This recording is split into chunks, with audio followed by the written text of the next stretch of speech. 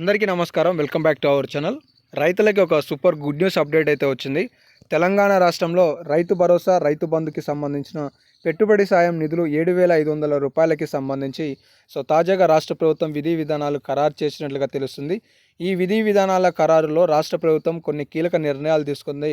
గతంలో రైతు బంధు పొందిన వాళ్ళకి బహుశా ఇక నుండి చాలామందికి రైతు బంధు రాకపోవచ్చు అనేది అయితే సమాచారం తెలుస్తుంది. ఇక్కడ వీడియోకి వెళ్ళిపోయే ముందు రైతులు తెలుసుకోవాల్సిన విషయం ఏంటి అంటే, కేసీఆర్ గారి హయాంలో ఉన్నప్పుడు ప్రవేశపెట్టిన పథకం రైతు బంధు, అది 4,000 కాస్త 5,000గా చేసి రైతుల ఖాతాలలో ఏడాదికి 10,000 రూపాయలు అనేవి జమ చేశారు. అయితే కాంగ్రెస్ ప్రభుత్వం వచ్చిన తర్వాత అన్ని పథకాలను ప్రక్షాళన చేస్తామని చెప్పేసి కాంగ్రెస్ ప్రభుత్వం, రేవంత్ రెడ్డి గారి సర్కారు 7,500 రూపాయలు రైతు భరోసా పేరుతో ఏడాదికి 15,000 రూపాయలు ఇస్తామని చెప్తుంది. కానీ గతంలో కేసీఆర్ గారు వందల వేల ఎకరాల వరకు పట్టాలున్న ప్రతి భూమికి కూడా కేటాయింపులు చేశారు. కానీ రేవంత్ రెడ్డి గారు పట్టాలు ఉన్నా సరే కేవలం 5 నుండి 10 ఎకరాల వరకే రైతు బంధు ఇస్తామని చెప్పేసి చెప్తున్నారు.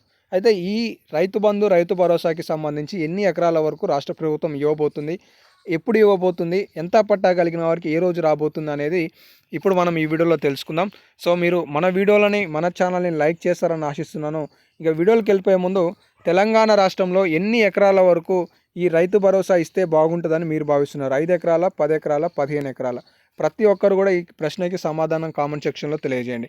ఇంకా లేటెస్ట్ అప్డేట్ చూసుకున్నట్లయితే 10 ఎకరాలకి ఇవ్వాలా, 5 ఎకరాలకి ఇవ్వాలా? రైతు భరోసా సీలింగ్పై రాష్ట్ర సర్కార్ యోచన, 5 ఎకరాల పరిమితికి అధికారుల సూచన, ఐటీ రిటర్న్లు అధికారులు, అలాగే ప్రజాప్రతినిధులు, రాజకీయ ప్రముఖులు, సెలబ్రిటీలకు రైతు భరోసా నో అని చెప్పి రాష్ట్ర ప్రభుత్వం అనర్హత లేకుండా గుర్తించాలనే ఆలోచనలో ఉన్నట్లుగా కూడా ఈ సమాచారాన్ని తెలుసుకోవచ్చు. మొత్తానికి తెలంగాణ రాష్ట్రంలో ఆగస్టు చివరికల్లా ఈ రైతు బంధు లేదా రైతు భరోసా పేరుతో పెట్టుబడి సాయాన్ని రాష్ట్ర ప్రభుత్వం రైతుల ఖాతాలలో జమ చేయబోతున్నట్లుగా తెలుస్తుంది. తాజాగా లేటెస్ట్ అప్డేట్స్ అయితే ఇవి.